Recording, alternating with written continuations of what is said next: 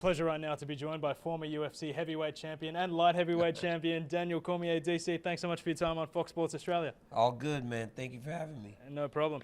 UFC 294 came together on relatively short notice. Our guy, our national hero, Alex Volkanovski, stepping up to the plate. I mean, what was your reaction when you heard the news, and what can you say about a guy like Alex? Well, it wasn't surprising, right? When he was approached with the opportunity, I figured he would be a guy that would step up.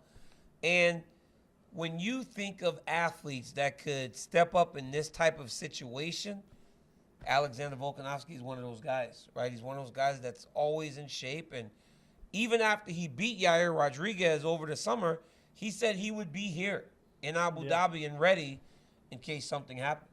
And what would a win do for Alex's legacy? I mean, if he was able to beat Islam Makhachev, claim that second belt, and join you as one of the very few, well, the fifth simultaneous double champ, what does that do for Alex's legacy?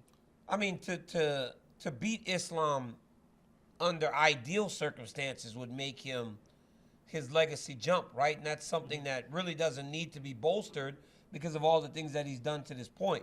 But to do it under these circumstances, less than ideal, 12 days notice, it would be outer-worldly, right? It would be unexpected. It would be something that it really would put him on a completely different level in terms of accomplishments in UFC history.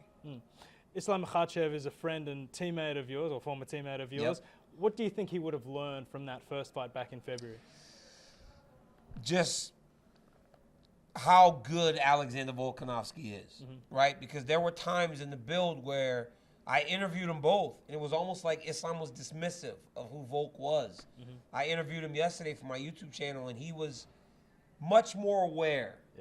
Even though he understands that Volkanovski didn't have a full training camp, he's much more in tune with who is in front of him now.